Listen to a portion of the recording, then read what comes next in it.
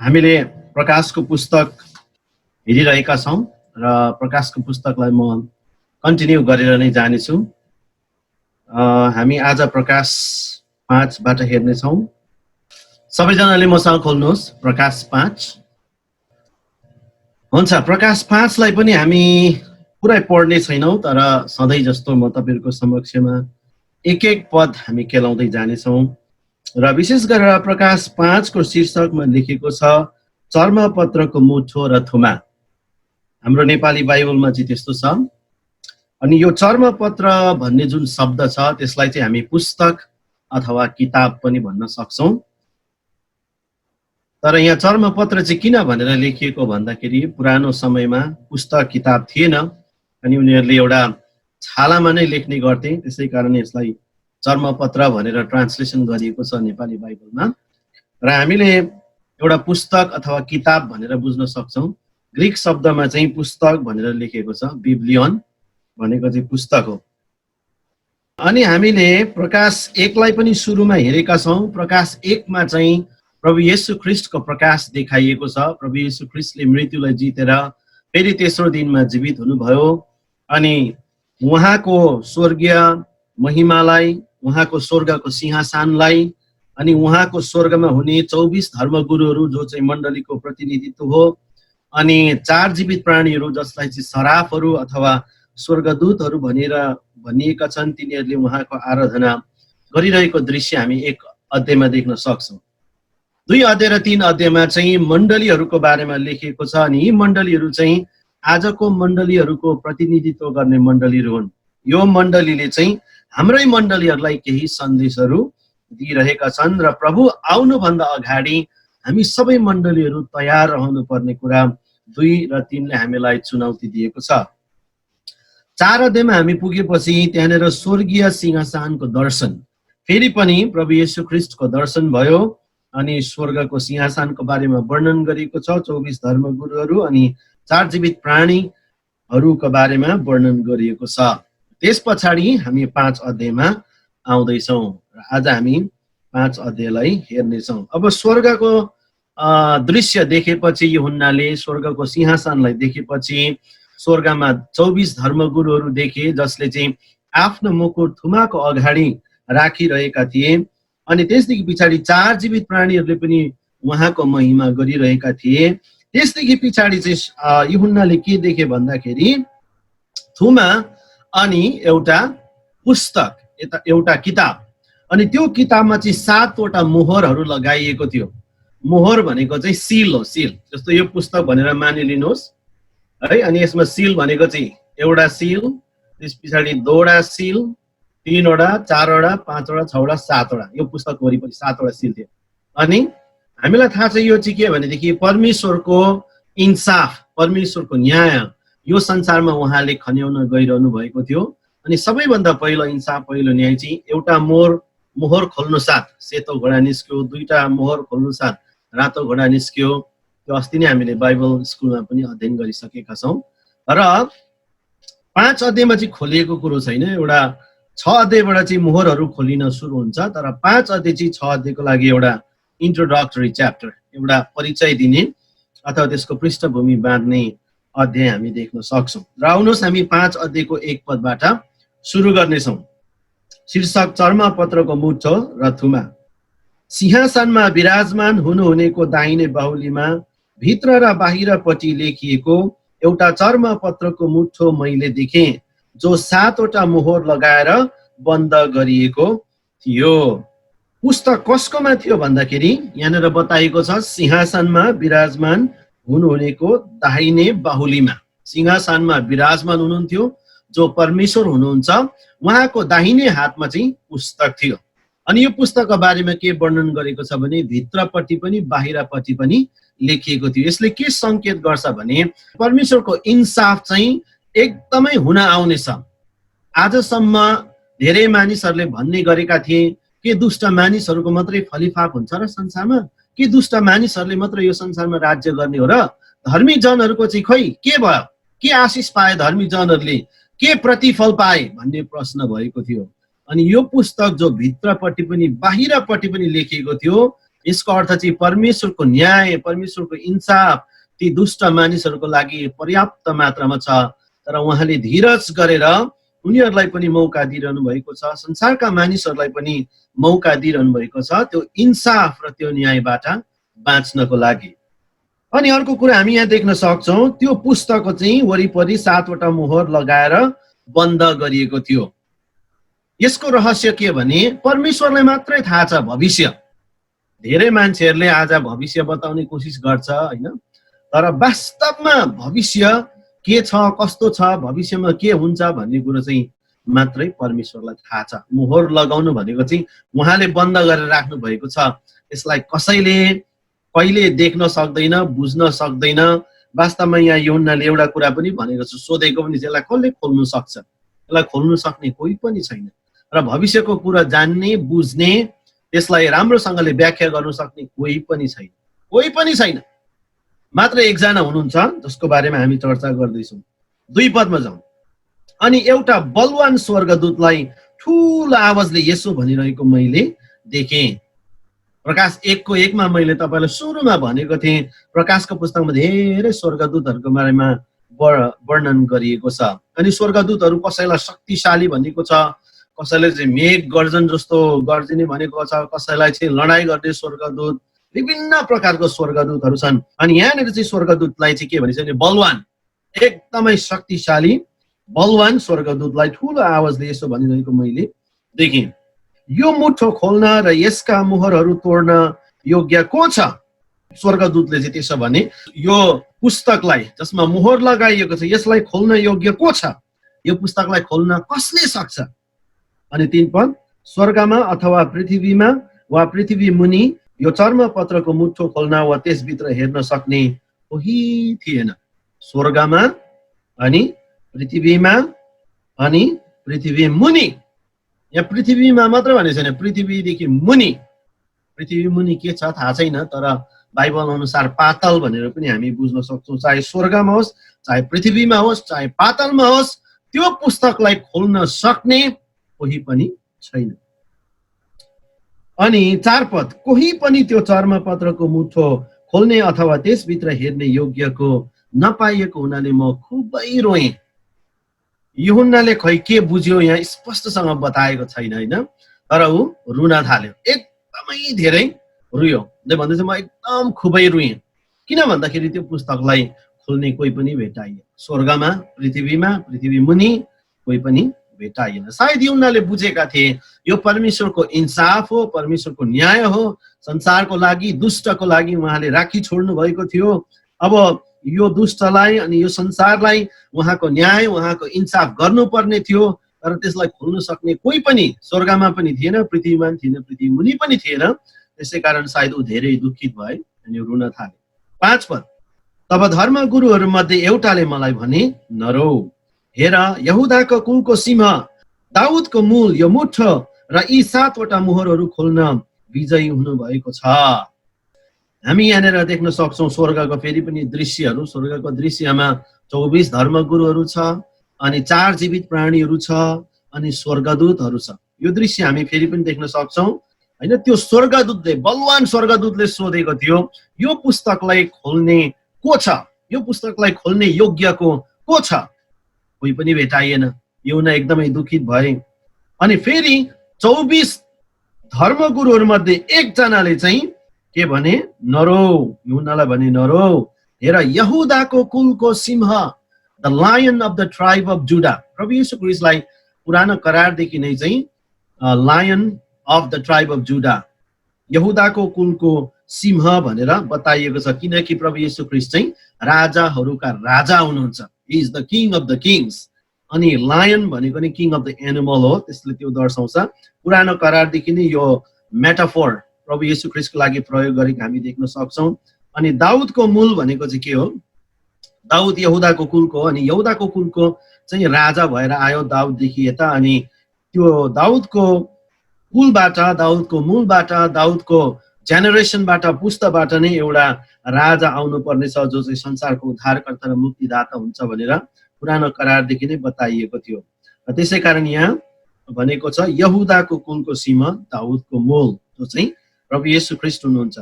अनि यहाँनिर एकचोटि मात्र प्रकाशको पुस्तकमा येशू ख्रीष्टलाई यहुदाको सिंह, यहुदाको कुलको सिंह भनेर यहाँ मात्रै बताइएको छ। यहाँदेखि उता पुरै हामी प्रभु येशू ख्रीष्टलाई थुमा भनेर देख्न पाउँछौँ। कहीँ पनि प्रभु येशू ख्रीष्टलाई यहुदाको सिंह, the lion of the tribe of Judah भनेको छैन। जस्तै कि 6 पदलाई हेरौँ हैन, त्यो 24 धर्मगुरुहरूमध्ये एकजनाले यूहन्नालाई भने, यहुदाको कुलको सिंह, दाउदको मूलबाट आउने एकजना व्यक्ति हुनुहुन्छ जसले चाहिँ यो खोल्न सक्नुहुन्छ।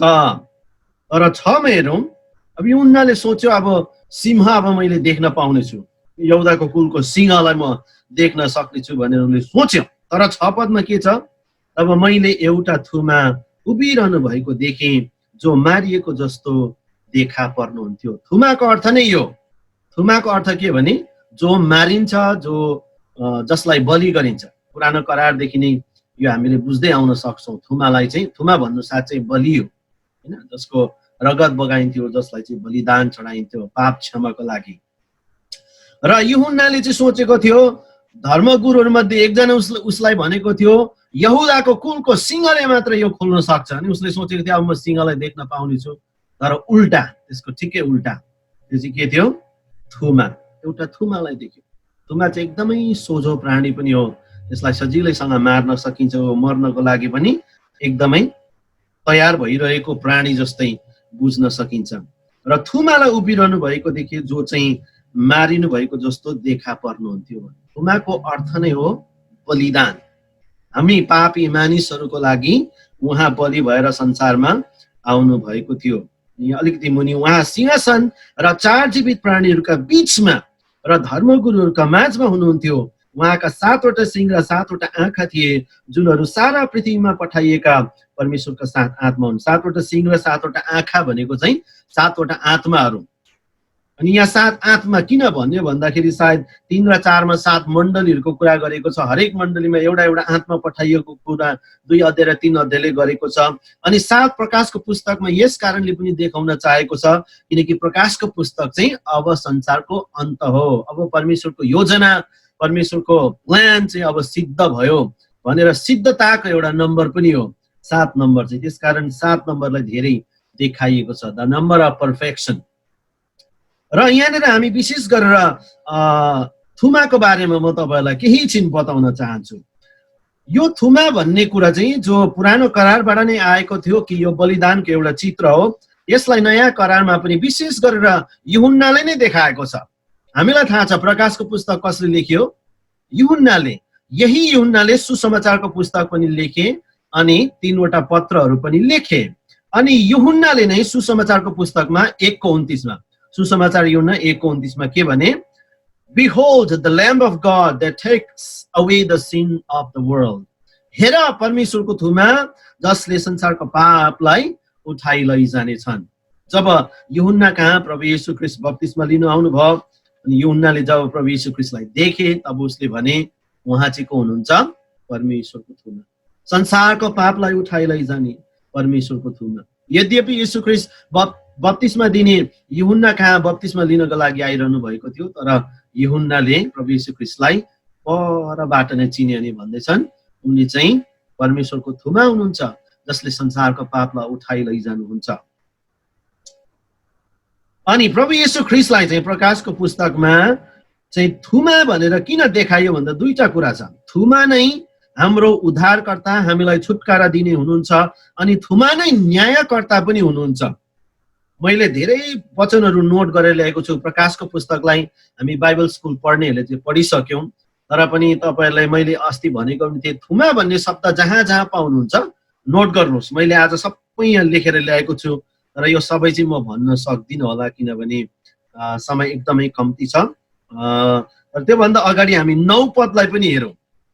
9 पद, यसैको 9 पद 5:9 मा के लेखेको छ, तिनीहरूले यसो भन्दा एउटा नयाँ गीत गाए, तपाईले यो चर्म पत्रको मुठो लिने र त्यसका मोहरहरू तोड्ने योग्यको हुनुहुन्छ। तपाई मारिनु भयो र आफ्ना रगतद्वारा तपाईले परमेश्वरको निम्ति हरेक कुल, भाषा, मानिस र जातिबाट मानिसहरूलाई छुटकारा दिनुभयो। यही कुरा मैले अघि भन्दै थिएँ। थुमाको अर्थ चाहिँ के, तपाईँ मारिनु भयो र आफ्नो रगतद्वारा तपाईँले परमेश्वरको निम्ति हरेक कुल, हरेक भाषा, हरेक मानिस र हरेक जातिका मानिसहरूलाई तपाईँले छुटकारा दिनुभयो। उहाँले रगत बगाएर, उहाँ मारिएर हरेक कुलका, हरेक जातिका, हरेक भाषाका मानिसहरूलाई उहाँले छुटकारा दिनुभयो। यसैको 12 पद र 13 पद पनि, 5 को 12 र 13 अन्तिममा पनि उहाँको बारेमा लेखेको छ। हेर्नुहोस् 12 र 13, 5 को 12 र 13। तिनीहरू झर्को स्वरले यसो भनिरहेका थिए, मारिएका थुमा सामर्थ्य, वैभव, बुद्धि, शक्ति, सम्मान, महिमा र स्तुति ग्रहण गर्ने योग्यका हुनुहुन्छ। 13 पद, अनि स्वर्गमा, पृथ्वीमा, पृथ्वी मुनि, समुद्र र त्यहाँ भएको हरेक प्राणीले यसो भनिरहेको मैले सुने, सिंहासनमा विराजमान हुनुहुनेलाई र थुमालाई स्तुति, सम्मान, महिमा र सामर्थ्य सदा सर्वदा होस्। आमेन। हामीलाई लाग्छ थुमा त मारियो, थुमा त एकदमै सोझो प्राणी, सोझो जानवर, थुमाले केही पनि गर्न सक्दैन, लडाइँ गर्न सक्दैन। अब यहाँ प्रकाशको पुस्तक चाहिँ युद्ध पनि हो, दुष्टको राज्यसँग अनि दुष्टसँग युद्ध पनि हो। हामीलाई यसो सोच्दाखेरि त थुमा त केही पनि गर्न सक्दैन भन्ने लाग्छौँ, तर त्यसको ठिक उल्टा, किनकि हामी चाहिँ आत्मिक युद्धका जनहरू हौँ। हामी शारीरिक युद्ध, मासु र रगतको विरुद्धमा छैनौँ। आत्मिक युद्ध जित्नको लागि चाहिँ थुमा नै चाहिन्छ। कल्भरीको क्रुसमा नै उहाँले दुष्ट अनि त्यसको सबै हात हतियारलाई, त्यसको योजनाहरूलाई कल्भरीको क्रुसमा आफू मरेर नै येशूले नष्ट गर्नुभएको छ।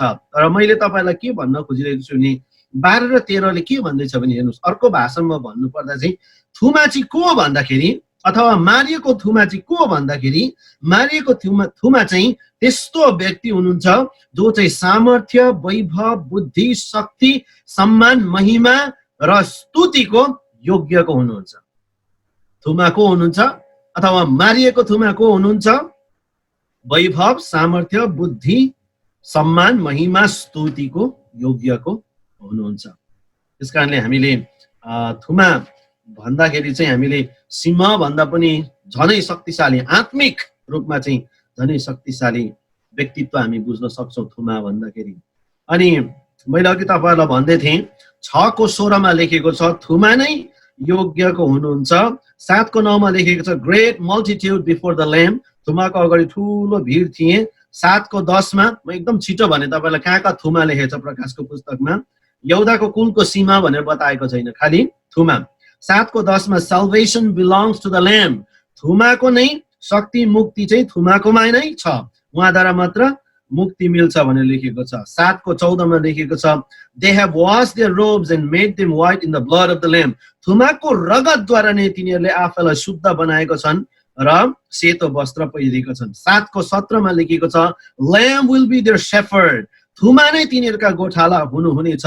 12 को 11 मा लेखेको छ saints conquered by the blood of the lamb, थुमाको रगतद्वारा नै उहाँका विश्वास गर्ने सन्तहरूले विजय प्राप्त गरे।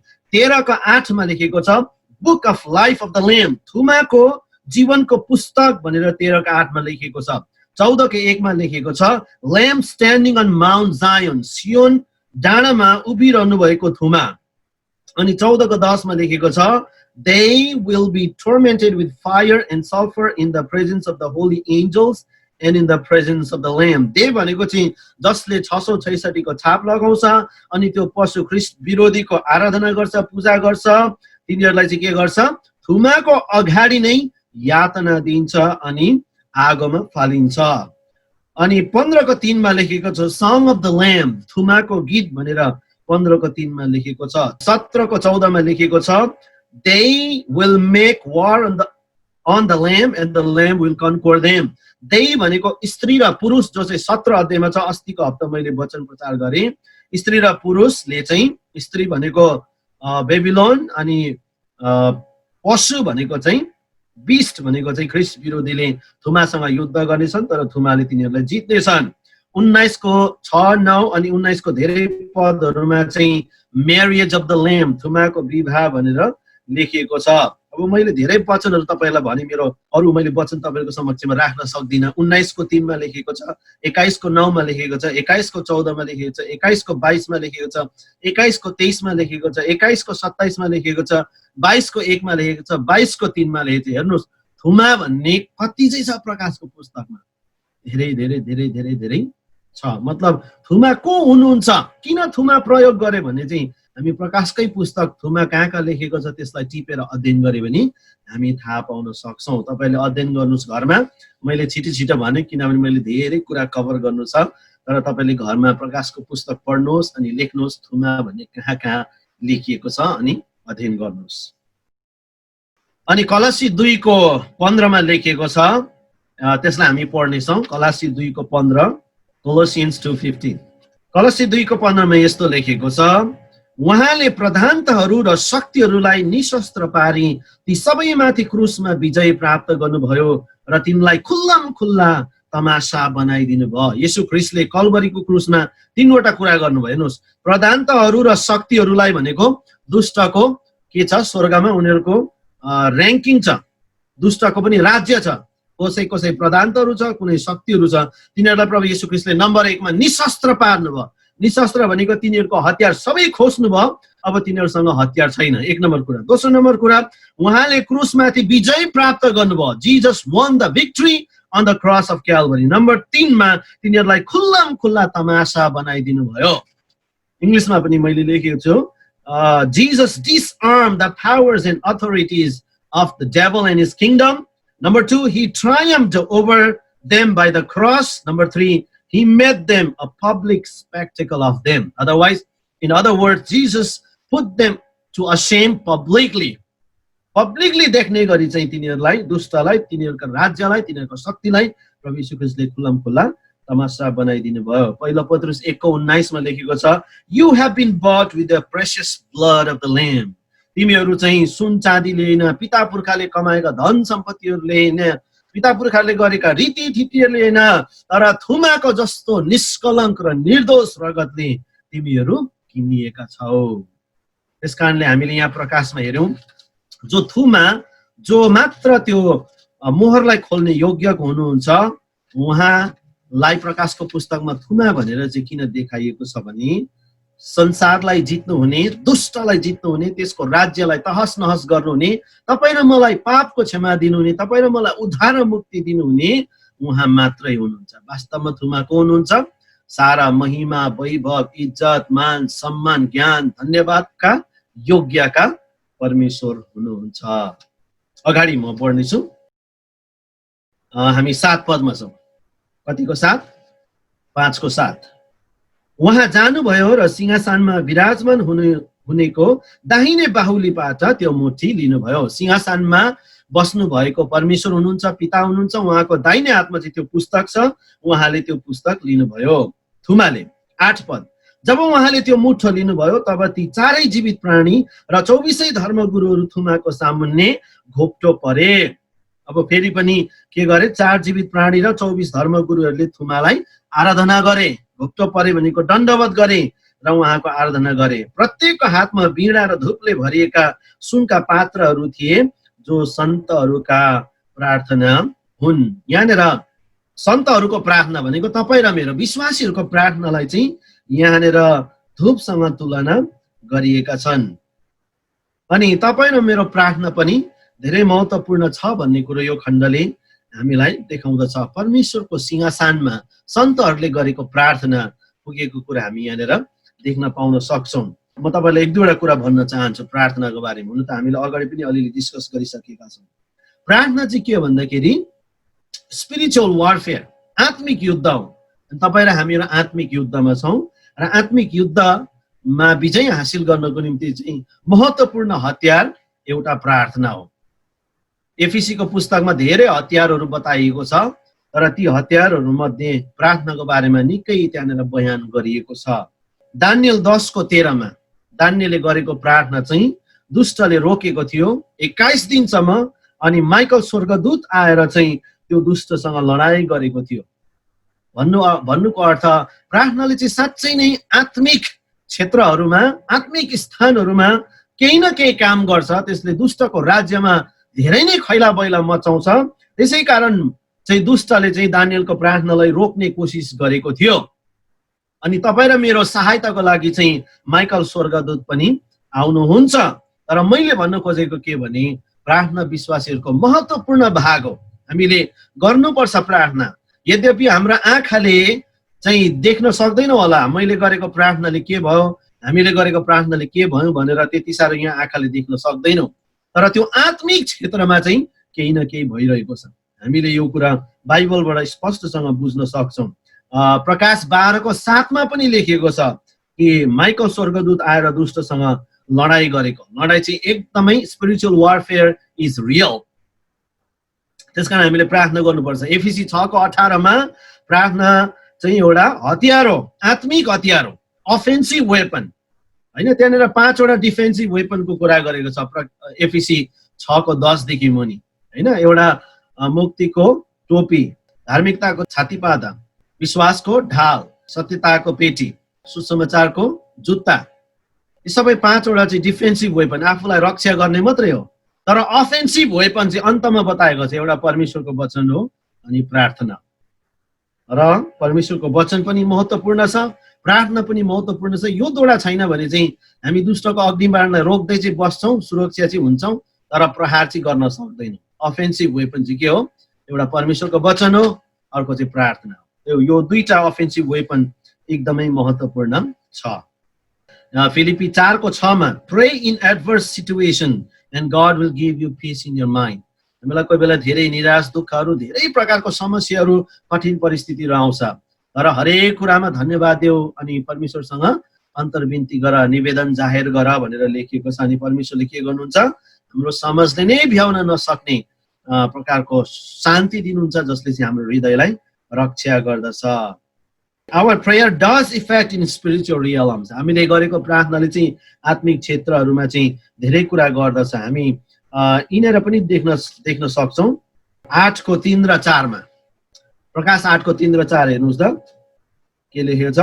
धूपको धुवाँ सन्तहरूका प्रार्थनाका साथ स्वर्गदूतको हातबाट परमेश्वरको सामुन्ने मासतिर गयो। तब स्वर्गदूतले धुपौरो लिएर वेदीको आगो त्यसमा भरिदिए र पृथ्वीमा फ्याँकिदिए अनि मेघ गर्जनहरू, आवाजहरू, बिजुलीका चमकहरू उत्पन्न भए र भूकम्प गयो। मैले देखाउन खोजेको कुरा के छ भने 4 पदमा हेर्नुहोस् त, धूपको धुवाँ सन्तहरूका प्रार्थनाको साथ स्वर्गदूतको हातबाट परमेश्वरको सामुन्ने मासतिर गयो। परमेश्वरको जनहरूले गरेको प्रार्थना चाहिँ परमेश्वरको सिंहासनमा पुगेको कुरो यहाँ देखाइएको छ। मैले के भन्दैछु भने हामीले गरेको प्रार्थना चाहिँ परमेश्वरको सिंहासनमा अवश्य पुग्छ। हामीलाई थाहा नहोला, हामीले महसुस नगरौँला, तर हामीले बाइबलबाट बुझ्नु पर्यो, वचनबाट बुझ्नु पर्यो हामीले गरेको प्रार्थना कहाँ पुग्छ? परमेश्वरको सिंहासनमा पुगिरहेको छ। अहिले गरेको प्रार्थना पनि परमेश्वरको सिंहासनमा पुगिरहेको छ। यो दुष्टलाई जित्नको लागि चाहिँ हाम्रो प्रहार गर्ने हतियार चाहिँ प्रार्थना हो, प्रार्थना र वचन हो। प्रार्थना धेरै महत्त्वपूर्ण छ। अनि हामी अगाडि बढौँ। कतिमा छौँ हामी? 5:8 पद हामीले सक्यौँ। 9 पद पढ्यौँ। तिनीहरूले यसो भन्दै एउटा नयाँ गीत गाए, तपाईँ यो चर्मपत्रको मुठो लिने र त्यसका मोहरहरू तोड्न योग्यका हुनुहुन्छ। तपाईँ मारिनुभयो र आफ्नो रगतद्वारा तपाईँले परमेश्वरका निम्ति हरेक कुल, भाषा, मानिस र जातिबाट मानिसहरूलाई छुटकारा दिनुभयो। त्यो मैले अघि हेरिसकेँ। हामी 10 पदलाई हेर्नेछौँ, भर्स 10। र तिनीहरूलाई राज्य र हाम्रा परमेश्वरका पुजारी बनाउनु भएको छ र तिनीहरूले पृथ्वीमा राज्य गर्नेछ। आमेन। यो अन्तिम कुरा हो म तपाईहरुसँग गर्दैछु। हामीले 12-13 त्यहाँदेखि मुनि अघि हेरिसक्यौं। 12-13 मा के भन्यौ? थुमाचीको हुनुहुन्छ, मारिएको थुमा चाहिँ सामर्थ्य, वैभव, बुद्धि, शक्ति, सम्मान, महिमा र स्तुतिको योग्यको हुनुहुन्छ। र त्यहाँदेखि मुनि चाहिँ हामी हेर्ने छैनौं। त्यसकारणले गर्दा अन्तिम कुरा मैले तपाईहरुसँग गर्ने 10 पद, म 10 पदबाट तपाईहरुको सामु केही कुरा बताउन चाहन्छु। हेर्नुस् त 10 पदले के भनेको छ हामीलाई भनेको छ कि हामी चाहिँ परमेश्वरका पुजारी हौं अनि उहाँको राज्यमा राज्य गर्ने छौं। अर्को भाषामा चाहिँ यसलाई के भन्न सक्छौं भने we are the rulers and the priest। राज गर्नेहरू अथवा शासकहरू चाहिँ तपाई र हामी हौं अनि उहाँको स्वर्गको राज्यमा हामी चाहिँ पुजारीहरू पनि हौं। We are the priest and we are the rulers। यो दुईटा कुराहरु चाहिँ हामीले बिर्सनुहुन्न। अर्को भाषामा म तपाईलाई यसो भन्न चाहन्छु, we are political and religious heads. हेर्नुहोस् त, हामी चाहिँ राजनैतिक पनि लिडरहरू हुनेछौँ, अगुवाहरू हुनेछौँ, अनि हामी धार्मिक पनि अगुवाहरू हुनेछौँ होइन। रुलर्स भनेको चाहिँ पोलिटिकल हेड्स हो, अनि प्रिस्ट भनेको चाहिँ रिलिजियस हेड्स हो। तपाईँ र हामी चाहिँ के हुने रहेछौँ? शासन पनि गर्ने रहेछौँ, उहाँको पुजारी पनि हुने रहेछौँ। यो कुरा 1 अध्यायको 6 पदमा पनि लेखेको छ। प्रकाश 1को 6 मा हामी हेर्नेछौँ। प्रकाश 1को 6 मा पनि यो लेखेको छ, र हामीलाई एउटा राज्य, उहाँका पिता र परमेश्वरका पुजारीहरू तुल्याउनु हुने, उहाँलाई महिमा र पराक्रम सदा सर्वदा होस्। आमेन। यहाँ पनि लेखेको छ हामी चाहिँ उहाँको राज्य अनि परमेश्वरका पुजारीहरू उहाँले हामीलाई तुल्याउनु भएको छ। We are his kingdom and his priest. तर पहिला हामी पुजारीको बारेमा चाहिँ बाइबलमा धेरै बताइएको छ। विश्वासीहरू पुजारीहरू हुन् भन्दाखेरि त्यति साह्रो हामीलाई बुझ्नु अनि विश्वास गर्नु गाह्रो पर्दैन, किनभने हामी अहिले पनि एक प्रकारले परमेश्वरका पुजारीहरू, उहाँलाई हामीले पुजिरहेका छौँ। अनि पुजारी भने चाहिँ के भनेदेखि मानिसहरूलाई परमेश्वरसँग कनेक्ट गराउने हो। हामीले एक प्रकारले चाहिँ के गर्छौँ? परमेश्वरको सन्देश मानिसहरूलाई सुनाउँछौँ, अनि परमेश्वरको राज्यमा मानिसहरूलाई ल्याउने काम अहिले पनि हामीले गरिरहेका छौँ। त्यही हिसाबले हामी विश्वासीहरूलाई हामी पुजारी हौँ भनेर विश्वास गर्नु बुझ्नु चाहिँ त्यति साह्रो गाह्रो भएन। तर राजाहरू भन्दा चाहिँ अलिकति बुझ्नु गाह्रो हुन्छ मलाई पनि, र त्यो कुरालाई हामी हेर्नेछौँ। पहिलो पत्रुस 2को 9 मा भनेको छ हामी चाहिँ राजकीय पुजारीहरू हौँ, रोयल प्रिस्टहुड। हामी यहाँनिर पुजारी मात्रै भनेको छैन, तर कस्तो पुजारी?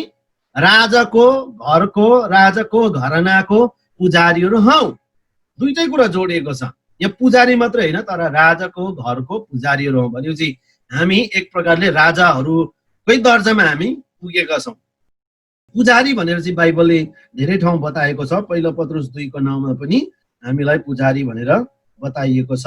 हिब्रू 4को 14 देखि 16 सम्म म तपाईँलाई पढेर सुनाउन चाहन्छु। हामी त्यो हेरौँ। हिब्रू 4को 14 देखि 16 सम्म। हिब्रूज 4:14-16 यस्तो लेखेको छ, आकाश छिचोलेर जानुभएका परमेश्वरको पुत्र येशू हाम्रा महान प्रधान पुजारी हुनुभएको हुनाले हामीले पक्कासँग स्वीकार गरेको यो विश्वास थामिराखौँ, किनकि हाम्रा प्रधान पुजारी हाम्रो दुर्बलतामा हामीसँग सहानुभूति देखाउन नसक्ने हुनुहुन्न, तर हामी जस्तै उहाँ सबै कुरामा परीक्षित हुनुभयो र पनि पाप रहित हुनुहुन्थ्यो। 16 पद चाहिँ महत्त्वपूर्ण हो। यसकारण साहससँग अनुग्रहको सिंहासन नजिक जाउँ र खाँचोको समयमा सहायता पाउनलाई कृपा र अनुग्रह प्राप्त गर्न सकौँ। अर्को भाषामा चाहिँ यसले भन्नु खोजेको के भनेदेखि we have access to his throne of grace anytime because of his once and for all sacrifice। प्रभु येशू ख्रीष्टको एकैचोटि अनि सबैको निम्ति को बलिदानले गर्दाखेरि उहाँको अनुग्रहको सिंहासनमा तपाईँ र म जुनै पनि समय जान सक्छौँ। जुनै पनि समय, जुनै पनि घडी उहाँको सिंहासनमा हामी जान सक्छौँ। पुरानो करारमा त्यो अवसर थिएन, त्यो मौका थिएन। मानिसहरू परमेश्वरको स्थानमा जहिले पनि जान सक्दैन थियो। पुजारीको आवश्यक थियो। पुजारी मात्रै जान पाउँथ्यो। महापवित्र स्थानमा मात्र एउटा पुजारी, त्यो पनि प्रधान पुजारी जान पाउँथ्यो। उसँग पनि केही पाप भेटायो भने उसको मृत्यु तिनेर हुन्थ्यो। पुरानो करारमा त्यो अवसर थिएन। तर नयाँ करारमा येशू ख्रीष्टले गर्नुभएको बलिदानको कारणले गर्दाखेरि परमेश्वरको अनुग्रहको सिंहासनमा तपाईँ र म जहिले पनि जान सक्छौँ, किनभने हामी उहाँका पुजारीहरू हौँ। उहाँले हामीलाई पुजारी बनाउनु भएको छ। प्रकाश 22को 3 र 4 यो अन्तिममा, प्रकाश 22को 3 र 4 चाहिँ उहाँलाई हामी फेस टु फेस भेट्नेछौँ, किनकि हामी उहाँको पुजारी अनि उहाँको आराधना पूजा हामी गर्नेछौँ। 3 र 4 अबदेखि उसो त्यहाँ कहिले सराप हुने छैन, परमेश्वर र थुमाको सिंहासन त्यहाँ हुनेछ र उहाँका दासहरूले उहाँको आराधना गर्नेछन्। उहाँको आराधना गर्नेछन् किनकि हामी उहाँको पुजारीहरू हौँ। 4 पद तिनीहरूले उहाँको मुहार देख्नेछन् र उहाँको नाउँ तिनीहरूका निधारमा हुनेछ। हामीले फेस टु फेस परमेश्वरको आराधना गर्नेछौँ। पुजारीहरू हौँ हामी। अब म दोस्रो कुरा गर्नेछु, वी आर द रुलर्स। हामी चाहिँ राजाहरू पनि हौँ, शासकहरू पनि हौँ। हामीले चाहिँ शासन पनि गर्नेछौँ। यो कन्सेप्ट चाहिँ बुझ्न अलिकति गाह्रो हुन्छ होइन, म आफैलाई पनि गाह्रो हुन्छ। मैले कसरी राज्य गर्छु होला भन्ने चाहिँ म आफैमा पनि आउँछ। तर बाइबलमा धेरै खण्डहरू लेखिएको छ यसको बारेमा, हामी हेर्नेछौँ। पहिलो कोरिन्थी 6:2 1 Corinthians 6:2 पहिलो कोरिन्थी 6:2 यस्तो लेखेको छ यहाँ पहिलो कोरिन्थी 6:2 मा सन्तहरूले संसारको न्याय गर्छन् भन्ने कुरा के तिमीहरूलाई थाहा छैन? Do you not know the saints will judge the world? यहाँनिर के कुरा बताइएको छ भने हामी विश्वासीहरू भएर संसारको मान्छेहरूसँग न्याय माग्न नजाउँ, संसारको मान्छेहरूले हामी माथि शासन नगरोस्, संसारको मानिसहरूले चाहिँ हामीलाई न्याय नगरोस्। यहाँनिर राज गर्छन् भनेर लेखेको छैन, तर जज गर्छन् भनेर लेखेको छ। हामीले चाहिँ एक दिन के गर्छौँ? जज गर्नेछौँ, न्याय गर्नेछौँ। यसको अर्थ नै के हो भने एक भाषामा हामी शासकहरू हुनेछौँ, हामीले नै शासन चलाउनेछौँ, हामीले मान्छेहरूलाई जज गर्नेछौँ। तिमीहरूले कसरी जिउनु, कसरी बस्नु, तिमीहरूको जीवनशैली कस्तो हुनुपर्छ भनेर चाहिँ हामीले मान्छेहरूलाई शासन गर्नेछौँ। यसको अर्थ त्यो हो।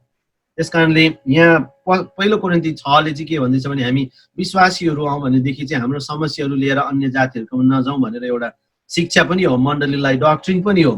तर मैले देखाउन चाहेको चाहिँ के हो, यसले एउटा कुरा स्पष्ट गराउँदैछ कि अन्तको दिनमा अथवा पछि भविष्यमा हामीले शासन गर्नेछौँ, हामीले राज्य गर्नेछौँ, हामीले न्याय गर्नेछौँ भनेर बताएको छ। अनि कोरिन्थी भनेको त मण्डली हो, इट रिप्रेजेन्ट्स चर्च। तपाईँ नै हामीले चाहिँ भोलि पर्सि न्याय गर्नेछौँ अथवा शासन गर्नेछौँ। अनि 20:4 प्रकाश 20:4 प्रकाश 20 अध्याय नै मिलेनियम रेनको बारेमा हो, 1000 वर्षको राज्यको बारेमा। प्रकाश 20:4 मा यस्तो लेखेको छ, तब मैले सिंहासनहरू र त्यसमाथि बस्नेहरूलाई देखेँ जसलाई इन्साफ गर्ने अधिकार दिइएको थियो। अब सिंहासनमा बस्नेहरू प्राय त 24 धर्मगुरुहरू, किनकि यहाँ के भनेको छ बस्नेहरूलाई देखे भनेको छ, बहुवचन प्लुरलमा छ। भनेपछि सिंहासनहरूमा बस्ने चाहिँ 24 धर्मगुरुहरू हुनुपर्छ जो चाहिँ मण्डलीलाई प्रतिनिधित्व गर्छ। अनि उनीहरूलाई के भनेको छ? इन्साफ गर्ने अधिकार दिइएको थियो। भनेपछि मण्डलीलाई चाहिँ इन्साफ गर्ने अधिकार दिइन्छ। पहिलो कोरिन्थी 6:2 मा अघि हामीले त्यही हेर्यौँ, हामीले शासन गर्नेछौँ, न्याय गर्नेछौँ। त्यहाँदेखि मुनि तब येशूका गवाहीको निम्ति र परमेश्वरका वचनको निम्ति शिर काटिएकाहरू र त्यो पशु भनेको ख्रिस्ट विरोधी र त्यसको मूर्तिको पूजा नगर्नेहरू र त्यसको छाप निधार वा हातमा नलगाउनेहरूका आत्माहरूलाई मैले देखेँ। तिनीहरू फेरि जीवित भए र तिनीहरूले ख्रिस्टसँग 1000 वर्षसम्म राज्य गरे। यहाँनिर चाहिँ संकष्टको समयमा पुनरुत्थान भएकाहरूको पहिलो पुनरुत्थान भयो, तिनीहरू धन्यका हुन्, तिनीहरूले ख्रिस्टसँग 1000 वर्ष राज्य गरे भनेर लेखिएको छ। तर यो खण्डले चाहिँ त्यो संकष्टमा पुनरुत्थान हुनेहरूको मात्रै कुरा गरेको छैन। यसमा चाहिँ प्रभु येशू ख्रिस्टलाई विश्वास गर्ने सन्तहरू जो अगाडि नै उठाइ लगिएका थिए, र्याप्चर भएको थियो संकष्टको समयभन्दा अगाडि, तिनीहरू सबैको जसको पुनरुत्थान भएको थियो, जो जिउँदै थिए, तिनीहरूको शरीर महिमित शरीरमा परिवर्तन भएका थिए, तिनीहरू सबैले चाहिँ यो 1000 वर्षको राज्यमा राज्य गर्नेछन् भनेर प्रकाश 20:4 ले स्पष्टसँग बताएको छ। त्यसको मतलब तपाईँ र हामीहरू विश्वासीहरू मण्डलीहरू चाहिँ के पनि हौ? रुलर्स पनि हौ, शासकहरू पनि हौ, राजाहरू पनि हौ, हामीले राज गर्नेछौँ। मत्तीको पुस्तक 25 अध्यायको 21 मा यहाँनिर चाहिँ एउटा प्रभु येशू ख्रिस्टले दृष्टान्त भन्नुभएको छ। म इङ्ग्लिसबाट पढेर सुनाउँछु तपाईँलाई। Well done good and faithful servant, you are faithful over few things, I will make you ruler over many things, enter into the joy of your lord. यहाँ चाहिँ के भन्यो? स्याबास अनि असल तिमी मेरो सेवक हौ, तिमी विश्वास योग्य रह्यौ साना साना कुराहरूमा, अब म तिमीलाई धेरै कुराहरूको शासक बनाउने छु, तिमीहरूले चाहिँ आनन्द प्राप्त गर्नेछौ भनेर बताइएको छ। त्यहाँदेखि मुनि तिमीहरूले धेरै कुराहरूमा शासन गर्नेछौ भनेर लेखिएको जो छ त्यो लुकाको पुस्तक 19 अध्यायको 15 देखि 19 सम्म चाहिँ हामीले हेर्यो भनेदेखि you shall rule over cities भनेर लेखेको छ। तिमीहरूले चाहिँ सहरहरूमा राज्य गर्नेछौ अथवा शासन गर्नेछौ भनेर लेखेको छ। मत्ती 25 मा चाहिँ तिमीहरूले धेरै कुराहरूमा शासन गर्नेछौ, शासन चलाउनेछौ भनेको छ। र लुकाको पुस्तकमा के छ? धेरै सहरहरूमा भनेर लेखिएको छ। यसको मतलब हामीले सहरहरूमा राज्य गर्नेछौँ अथवा शासन गर्नेछौँ। प्रकाश 2 को 26 देखि 27 सम्म, प्रकाश 3 को 21 मा पनि त्यो कुराहरू लेखेको छ। हामी प्रकाश 2 को 26 र 27 हेर्नेछौँ। रेभेलेसन 2, 26 and 27।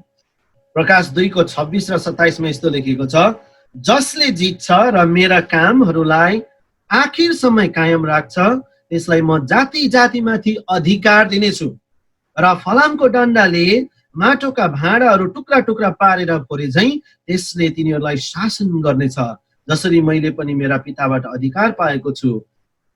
यहाँनिर मण्डलीलाई भनेको छ। यो 2 अध्याय र 3 अध्याय चाहिँ मण्डलीलाई दिएको सन्देश हो।